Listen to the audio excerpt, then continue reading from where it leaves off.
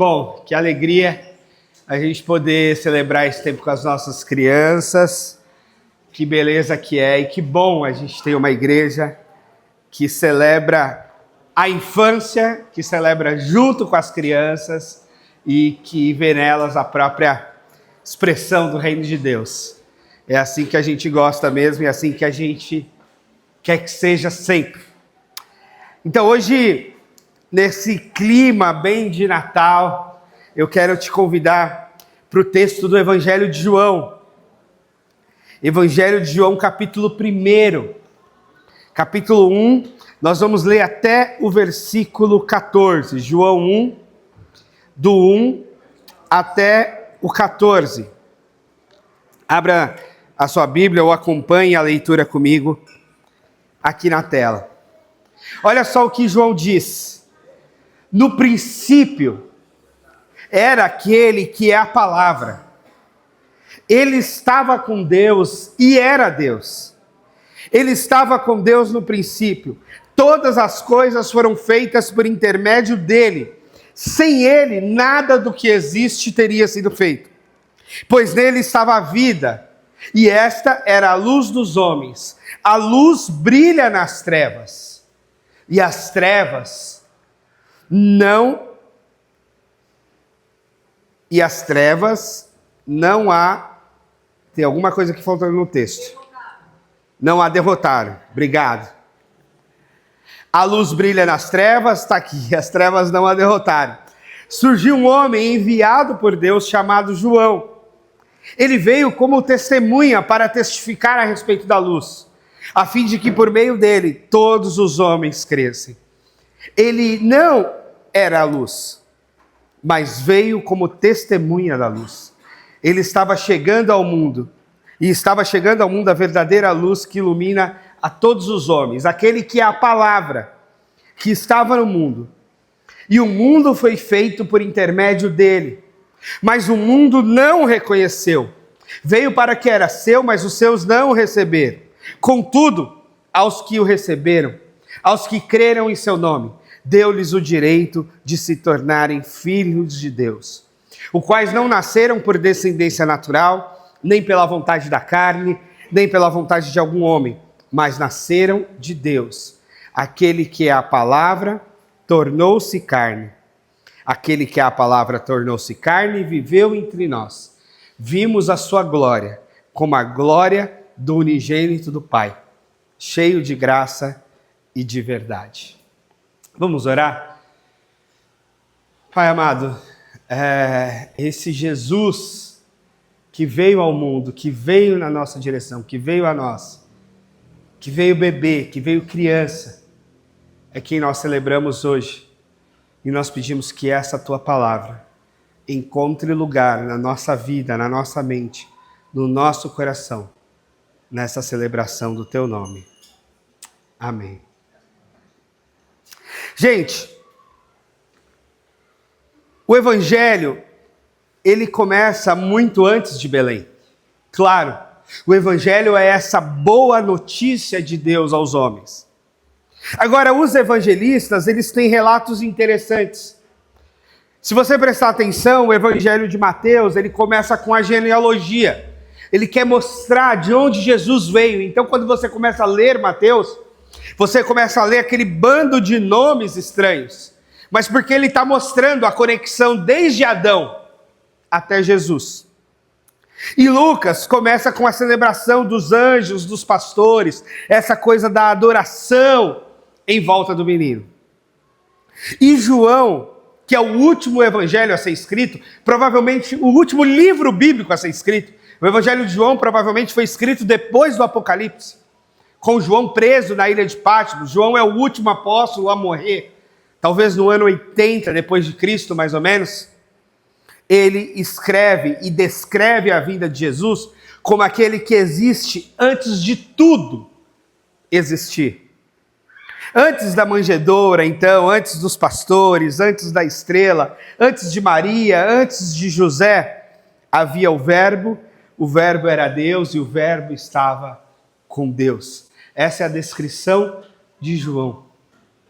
Veja que Deus planeja e tem em mente a vinda do Messias, antes de tudo. Aconteceu só que, no tempo certo, na plenitude dos tempos, como diz o Novo Testamento, ele chegou. Mas na realidade, no planejamento divino, ele já estava desde sempre. É por isso que a gente afirma Jesus como parte da Santíssima Trindade. Porque desde sempre ele estava com Deus, desde sempre ele era Deus, desde sempre o Filho, o Pai, o Espírito Santo estavam juntos. E João traz essa clareza de que Jesus não é só o resultado de uma corrente sanguínea, da genealogia que vem desde Adão, que Jesus não é só alguém que aparece de repente na história e os anjos e pastores aparecem para adorá-lo. João coloca que Jesus estava e é desde o princípio. E é interessante a gente olhar para isso e aprender a valorizar aquilo que de fato é o fundamento e o princípio.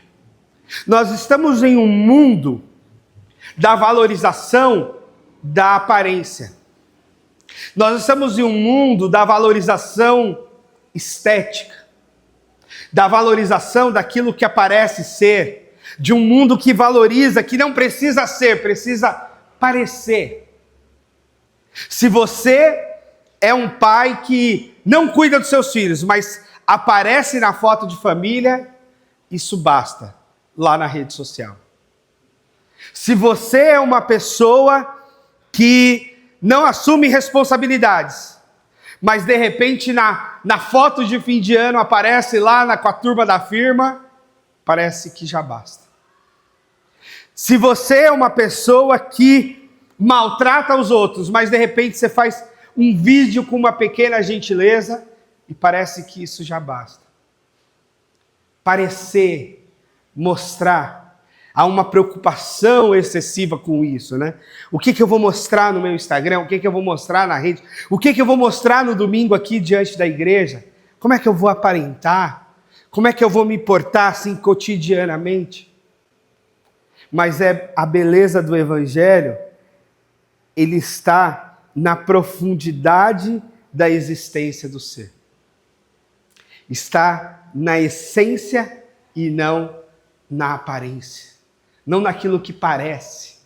Imagina só o Rei dos Reis nascer numa manjedoura, no meio de vacas, bois, cavalos, ovelhas. Já pensou o Rei dos Reis chegar montado num jumentinho, entrar lá em Jerusalém como ele entrou? Parece que Jesus debocha da aparência. Esses dias eu fiz um curso de comunicação. E na comunicação, de fato, a gente aprende que tudo comunica. A roupa, a expressão do rosto, das mãos. E é verdade. É verdade que no mundo de hoje as aparências importam, sim. Você não vai numa entrevista de emprego com uma roupa rasgada. Você não aparece numa festa chique de bermuda e chinelo. As aparências têm a sua comunicação e a sua importância. Sempre teve. No mundo antigo também. No Egito antigo, quem usava maquiagem eram os homens, especialmente os mais poderosos. Era status. O ouro, as pedras preciosas, o brilho, sempre esteve na humanidade.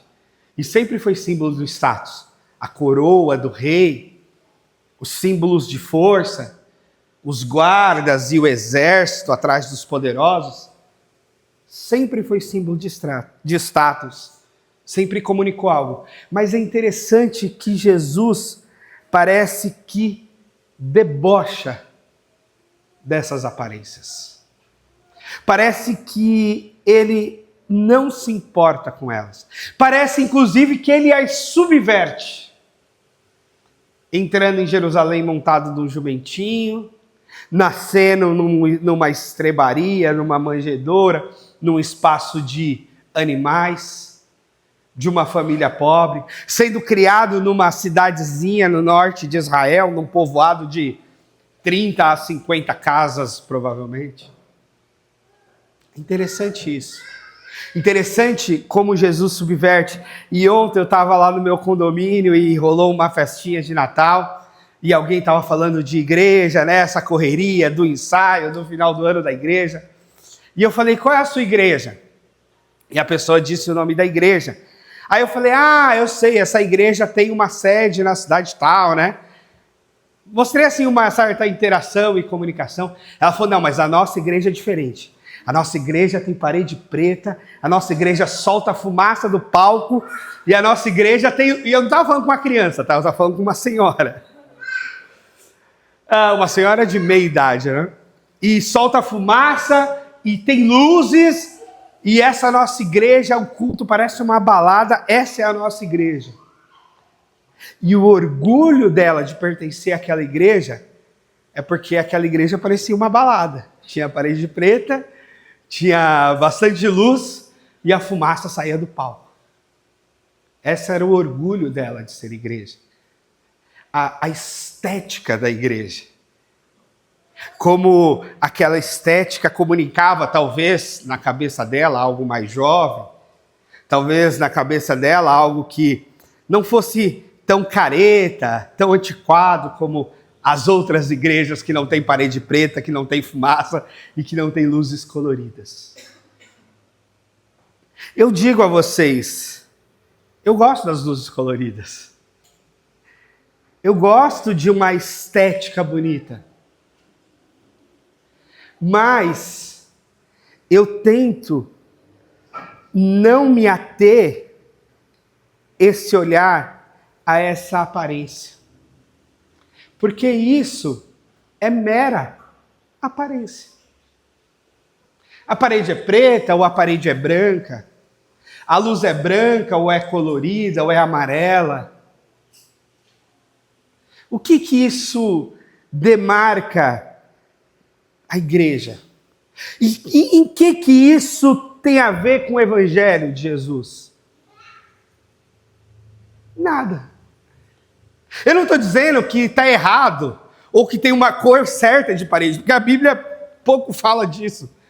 Se a cor da parede das igrejas tem que ser branca, preta ou colorida. A Bíblia pouco fala se as luzes do ambiente do culto precisam ser desse ou daquele jeito, até porque nos tempos bíblicos a luz era a base de lamparina, lampião, vela, coisa desse tipo.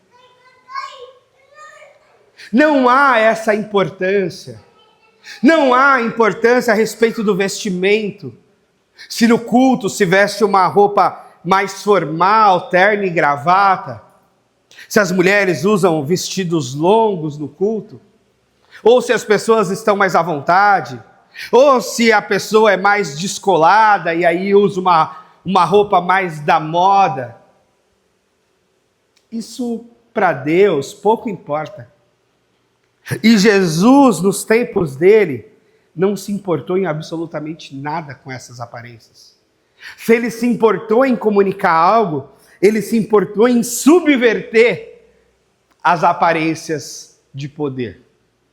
Se ele se importou em comunicar algo, e eu acho que tudo que Jesus fez foi sim planejado e pensado, foi justamente subvertendo e trazendo as pessoas para aquilo que é o princípio, o fundamento.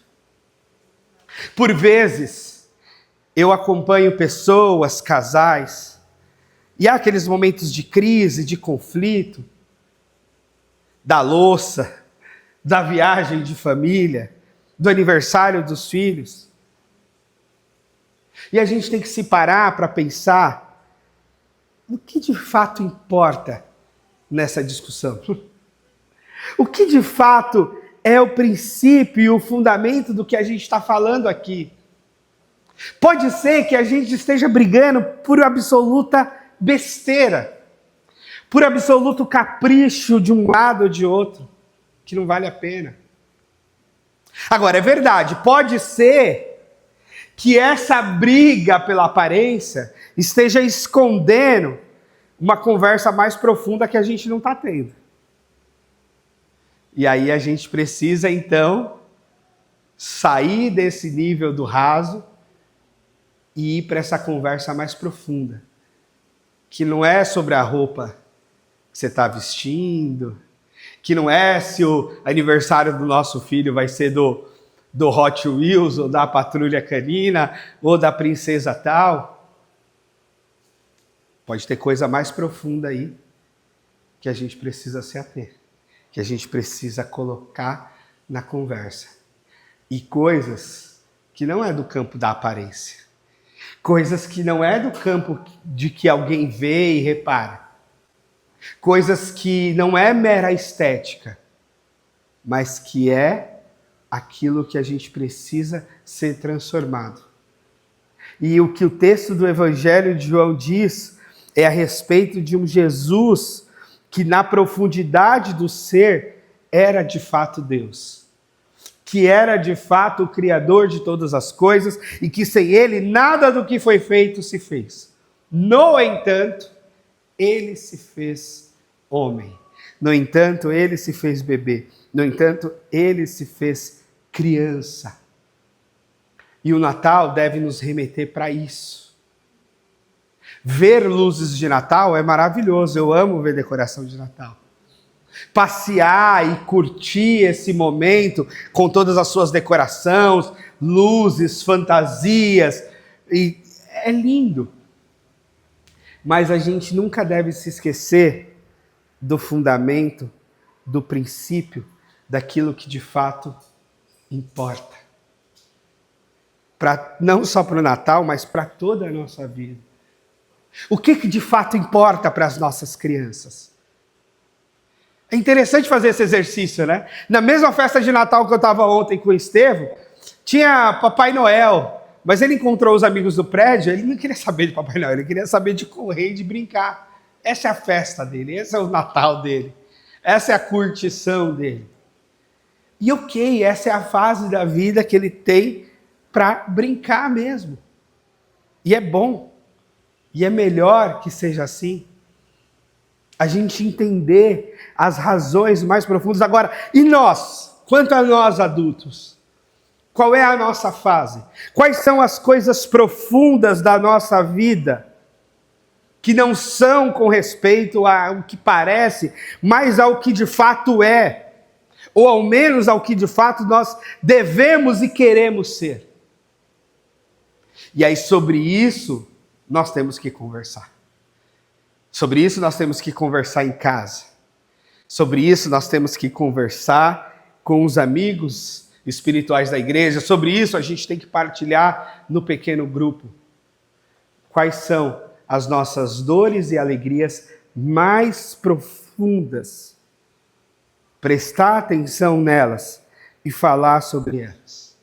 Especialmente para nós homens, né? Que gostamos de falar de política, de futebol, de falar de assuntos assim, fora de nós. Para não entrar nos assuntos que estão, de fato, dentro de nós. E é claro que política é importante. Futebol mais ainda. Cadê? Mas, e a respeito de nós? E a respeito do nosso fundamento, da nossa vida? Daquilo que de fato nos traz alegria e aquilo que de fato nos traz tristeza? Aquilo que de fato dói e aquilo que de fato nos alegra. E aí nisso nós temos que voltar para o princípio de ser criança, porque as crianças falam, né? Nós fomos num abrigo semana passada e o Estevão disse que queria ficar lá. Aí o Estevão falou, mas você vai ficar sem a sua mamãe aqui no Lar Batista. Ele falou, não tem problema, pelo menos tem criança e tem brinquedo. Claro, ele fala na espontaneidade daquilo que ele experimenta. E lá ele experimentou um bando de crianças com vários brinquedos, é isso. Não importa da mãe. Hoje ele falou que se em casa não estiver bom para ele, que ele vai embora, vai para casa do João e tal. Vai ter que ver se os pais vão querer você lá. Mas eles falam, eles têm espontaneidade, eles falam daquilo que de fato eles sentem na hora. É lógico que quando a gente cresce, a gente vai adquirindo filtros e vai fazendo contas da fala, né? Se eu falar isso aqui tem consequência tal, então deixa eu ficar quieto. Se eu falar aquilo ali vai vir contra mim, deixa eu ficar quieto. Mas às vezes, e por vezes, nós temos que encarar e falar. E a gente não precisa só esperar o dia que a gente vai pagar um profissional para a gente ir lá dizer. Né? Vocês sabem o quanto eu defendo aqui os psicólogos, até por causa própria, da minha psicóloga de casa? Mas a gente não precisa esperar esse dia, do quando vira o dia da terapia, do quando eu tiver dinheiro para lá pagar um profissional e ir no consultório dele. A gente pode e deve falar com profundidade em casa. A gente pode e deve falar com profundidade na igreja. O pequeno grupo é também esse espaço seguro para a gente falar com profundidade. Para a gente, de fato, abrir a nossa vida e dizer as nossas vitórias, as nossas derrotas, os nossos anseios, as nossas preocupações, as nossas realizações e falar daquilo que não está no nosso LinkedIn, não está no nosso Instagram e nem deve estar de fato. Lá no LinkedIn e lá no Instagram a gente traça um certo recorte e posta lá. Mas na vida a gente pode e deve se aprofundar. Dizer de fato. Senão, a gente adoece. Senão, a gente acumula para nós. Senão, a gente vai alimentando a aparência e a gente começa a viver a nossa vida em cima da aparência. E a gente, inclusive, se esquece de viver o mundo real. E fica vivendo o mundo da aparência. A gente começa a acreditar que aquela persona do Instagram é a gente. Mas não é a gente. É o nosso arroba. A gente começa a achar que aquela persona do LinkedIn é a gente. Mas não é a gente. É o nosso perfil profissional. Não é essa persona das aparências. A gente é mais profundo, a gente tem mais subjetividades, a gente tem muito mais coisas a ser revelado. E que a gente precisa aprender a nos mostrar, a viver, a expressar.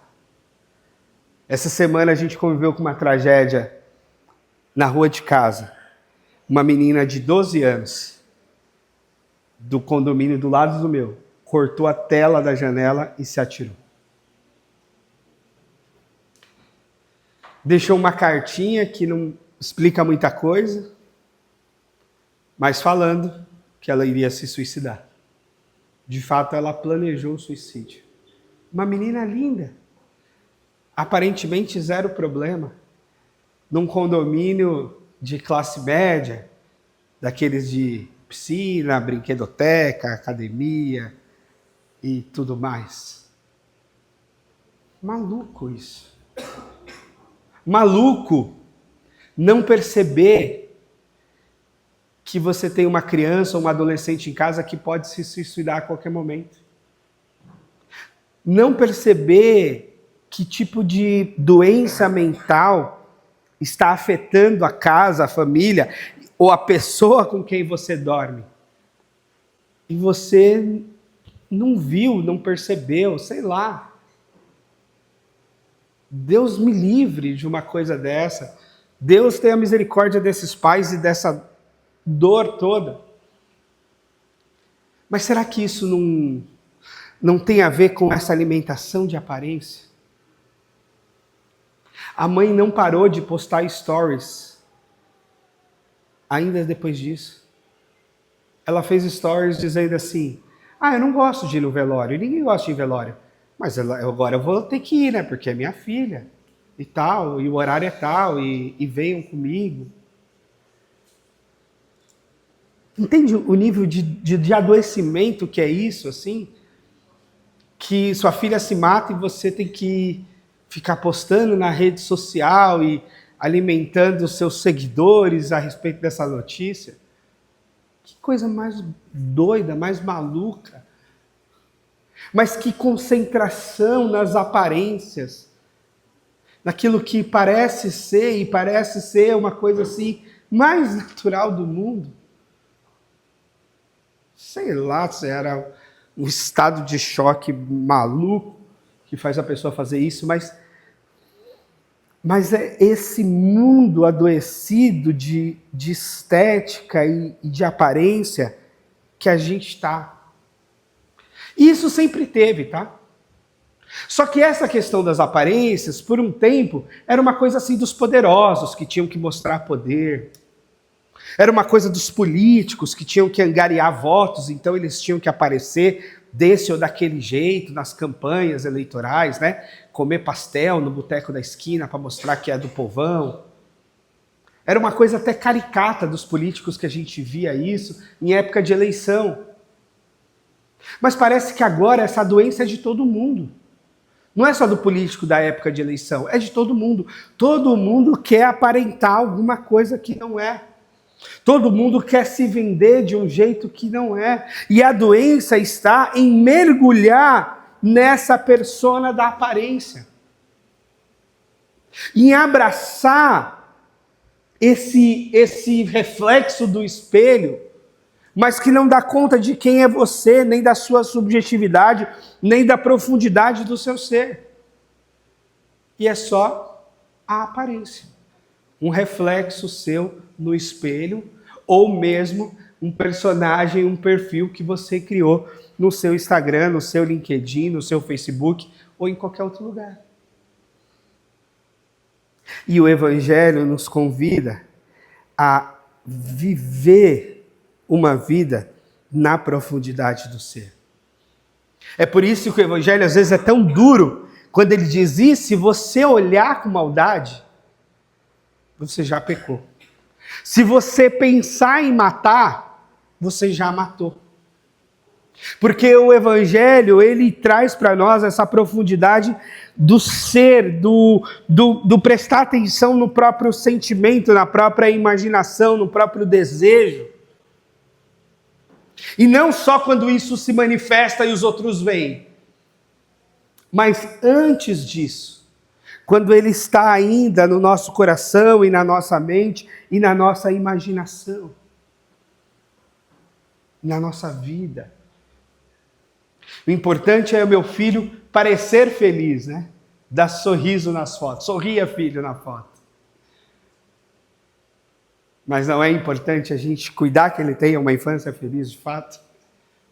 Que às vezes a criança nem quer sorrir na foto, mas ela está feliz. Na verdade, ela está tão feliz que ela não quer parar para tirar a foto. Isso acontece muito com o meu. Ele está tão brincando e tal que ele não quer parar para tirar a foto. E quando para tirar a foto, ele fica bravo, porque ele não quer tirar a foto, ele quer brincar. Entende essa coisa de viver fora da aparência, fora da estética, fora daquilo que pode ser ou pode aparentar ser, mas em absoluto não é. Eu sei que nós temos, às vezes, que aparentar certas coisas até por uma proteção. Né? Às vezes no ambiente profissional, né? Aquela postura mais séria, em certos ambientes, em certas reuniões e tal. Lá na rede social, né? Uma coisa assim, principalmente quando a gente quer se vender e tal, então a gente coloca ali uma coisa assim mais relevante, lá no LinkedIn, né? Todos os nossos cursos e a nossa roupa mais social, mais posturada. Ok.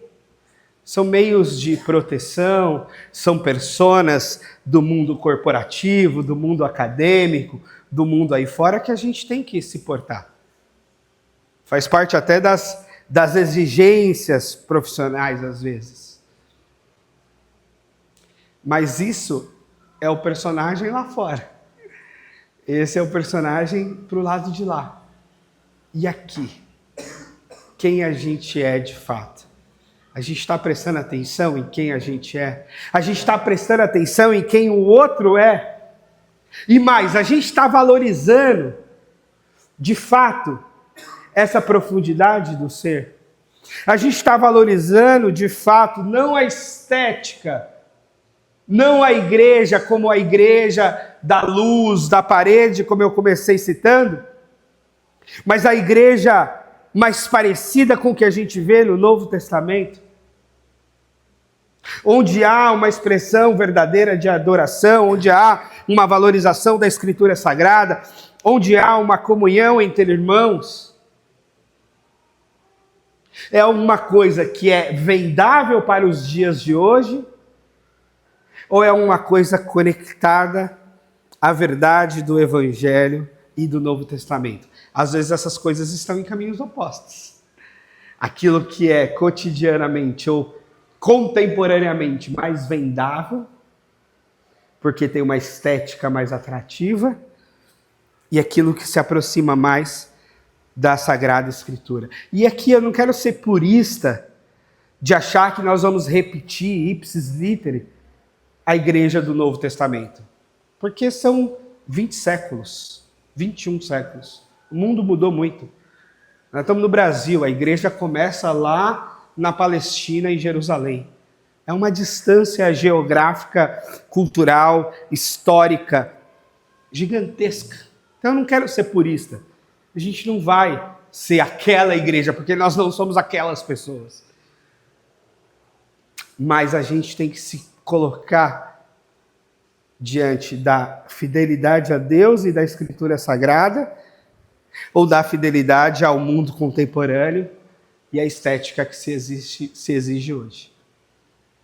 A gente tem que se colocar entre a fidelidade a nós e aos princípios que nos regem, aquilo que nos é mais profundo e principal de fato, e aquilo que as aparências mostram interessantes, ou que o mundo contemporâneo valoriza. O que é o princípio? O que é o principal? E aí, quando eu me volto lá para o exemplo dos casais e das famílias, a gente tem que fazer o exercício de que o que nos une de fato? O que nos é principal? O que nos é mais importante? Mais do que a louça, a comida que a gente comeu. Mais do que a roupa que a gente usa, nos é mais importante o corpo, a pele. Mais do que aquilo que a gente pode ter e mostrar para as pessoas, é aquilo que a gente é e como a gente vive, de fato, na nossa intimidade. E trazer a reflexão para essa realidade, para esse princípio, para esse fundamento, para essa raiz de Deus em nós. E para mim o sentido do Natal é essa volta ao princípio, é essa volta às raízes, é essa volta à origem e ao fundamento do ser, e não só à aparência, daquilo que se espera, daquilo que se deseja, daquilo que se mostra esteticamente mais interessante. Nós não podemos nos curvar num culto às aparências. Nós devemos ser pessoas que prestem atenção no fundamento, no princípio, na subjetividade e na profundidade de nós mesmos e dos outros. Lembra o texto de Samuel quando vai consagrar o novo rei de Israel? Olhando para as aparências dos filhos de Jessé, e quando Deus mostra que é Davi o menor deles, a repreensão de Deus para Samuel: Samuel, você está vendo as aparências. Eu, Deus, vejo o coração. Eu estou vendo dentro de cada um. O nosso Deus vê dentro de cada um de nós. Não enganamos a Deus. Podemos enganar os outros, podemos enganar a gente mesmo, mas não enganamos a Deus. Deus vê o nosso coração, a nossa motivação, de fato, em quem e como estamos interessados. E o meu convite é que você se interesse profundamente por Deus. Se interesse profundamente em ser você mesmo e ser o melhor que Deus tem para você na sua transformação interior. E você se interesse pelas pessoas, não pelo que elas aparentam ser, não pelo que elas podem te dar, mas pelo que elas são de fato, na profundidade do ser delas, na subjetividade delas. E isso faz dela única. Isso faz de você único. Porque qualquer um pode comprar a mesma roupa que você está usando, usar a mesma maquiagem que você está usando e se tornar muito parecido com você. Mas não é você. Não na profundidade do seu ser. E é isso que nós temos de mais precioso para viver, para oferecer para o outro, para oferecer a Deus em adoração. Amém? Fique de pé, por favor. Ah, Senhor, muito obrigado, Jesus, por ser esse fundamento, esse princípio de todas as coisas. E nos ensina, Pai, a viver em busca do principal, do primordial, do fundamento, da verdade mais profunda do nosso ser. Nos livra, Senhor, das aparências. Nos livra, Senhor, dessa sedução da estética, da beleza exterior. E nos chama para vivenciar e viver aquilo que há de mais profundo no Evangelho do Senhor Jesus, na nossa vida, na nossa comunidade, com as pessoas a quem amamos e a quem nos amam também. Nos ajude, Senhor, a viver a verdade em toda a profundidade. Em nome de Jesus. Amém.